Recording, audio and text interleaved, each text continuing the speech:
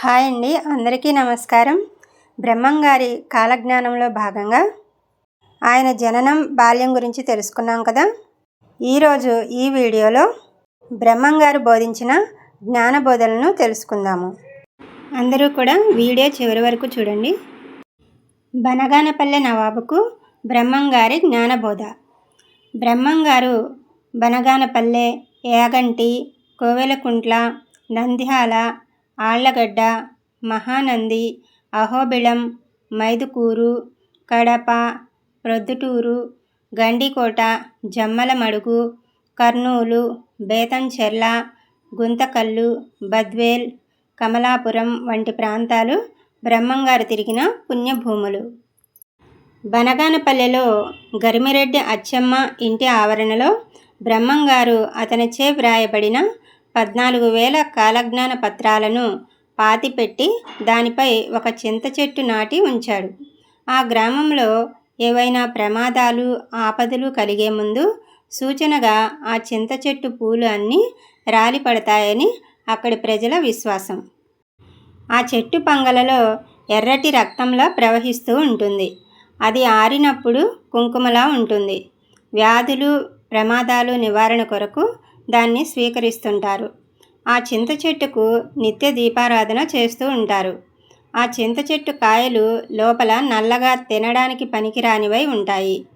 బనగానపల్లె నవాబు బ్రహ్మంగారి గురించి విని అతను నిజంగా మహిమాన్వితుడో కాదోనని స్వయంగా తెలుసుకోవాలని అతన్ని తన వద్దకు పిలిపించాడు. అతను రాగానే స్వయంగా స్వాగతం చెప్పి అతన్ని ఆశీనులను చేశాడు.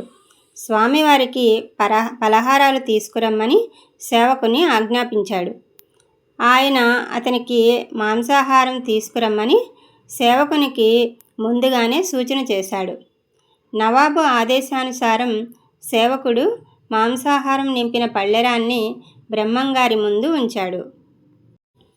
అతను పళ్ళెరంపైనున్న వస్త్రాన్ని తొలగిస్తే పలహారం స్వీకరిస్తానని చెప్పగా సేవకుడు అలాగే చేశాడు. ఆ పళ్ళెంలోని మాంసాహారం పుష్పాలుగా మారడం అక్కడి వారిని ఆశ్చర్యచకితులను చేసింది. ఈ సంఘటనతో నవాబుకు అతని మహిమలపై విశ్వాసం కుదిరి అతన్ని పలు విధాలా ప్రశంసించాడు. ఆ సందర్భంలో బ్రహ్మంగారు నవాబు సమక్షంలో కొన్ని కాలజ్ఞాన విశేషాలు చెప్పాడు. ఆ తరువాత నవాబు అతనుకు 70 ఎకరాల భూమిని దానం చేసి దాన్ని మఠం నిర్వహణకు ఉపయోగించవలసిందిగా కోరి ఉచిత మర్యాదలతో సత్కరించి సాగనంపాడు. విచిత్రమైన ఈత చెట్టు ఒకటి పుట్టి రాత్రులు నిద్రపోతూ పగలు లేచి నిలబడుతుంది. అలా 7-8 సంవత్సరాలు ఉండి ఆ చెట్టు నశిస్తుంది. అది మొదలు దేశంలో తీవ్రమైన కరువు కాటకాలు ఏర్పడతాయి. ఈ కలియుగంలో 5097వ సంవత్సరంలో ఎన్నో విశేషాలు జరుగుతాయి. ఆ ధాతృనామ సంవత్సరంలో అనేక ఊళ్ళల్లో రూపాయికి చిట్టెడు బియ్యం అమ్ముతారు. జనులు అరచి అరచి చస్తారు.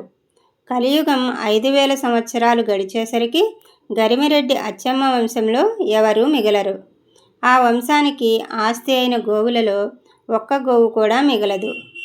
బనగానపల్లె నవాబు పాలన కూడా క్రమంగా నాశనమవుతుంది.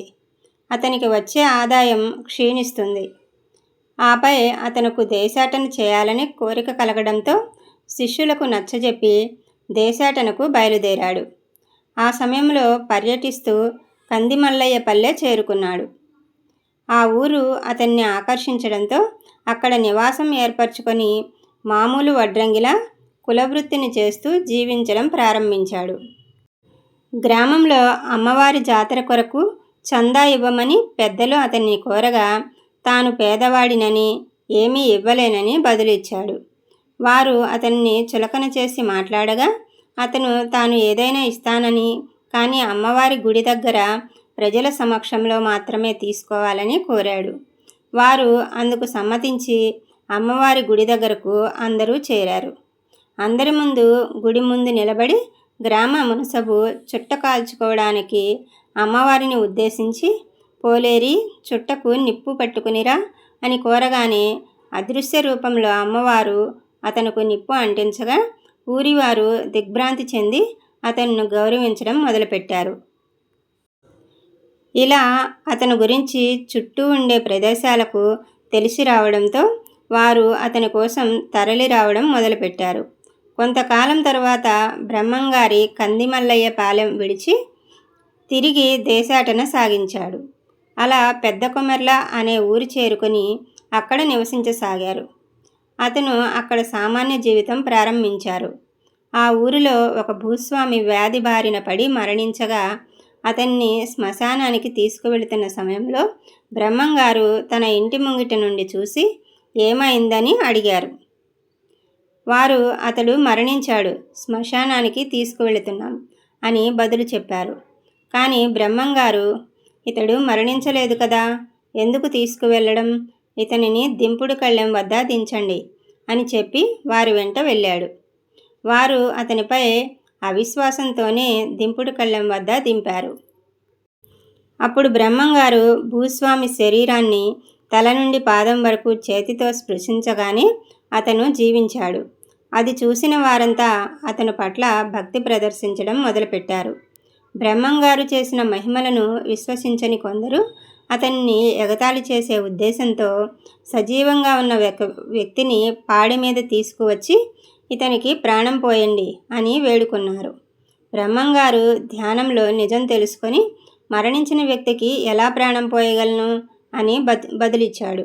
వెంటనే పాడి మీదున్న వ్యక్తి మరణించడం అందరినీ ఆశ్చర్యచకితులను చేసింది. వారు బ్రహ్మంగారిని మన్నించమని వేడగా అతను వారికి బుద్ధి చెప్పి మరణించిన వ్యక్తి తలని చేతితో స్పృశించి అతన్ని సజీవుని చేశారు. ఆ తరువాత అక్కడి ప్రజలు అతన్ని దేవుడిలా కొలవసాగారు. ఊరి ప్రజల కోరికపై అతను వారికి జ్ఞానబోధ చేయడం ప్రారంభించారు. తన వద్దకు వచ్చిన వారికి వేదాంతం వినిపిస్తూ కులమతాలకు అతీతంగా అంతా సమసమాజం బాటన నడవాలని బోధించాడు. బ్రహ్మంగారు రాబోయే కాలంలో జరగబోయే విపత్తుల గురించి తన కాలజ్ఞానంలో సుస్పష్టంగా వివరించి జనులందరినీ సన్మార్గంలో నడవమని బోధించాడు. మీకు ఈ వీడియో నచ్చినట్లయితే ఒక లైక్ చేసి మన ఛానల్ని సబ్స్క్రైబ్ చేసుకోండి.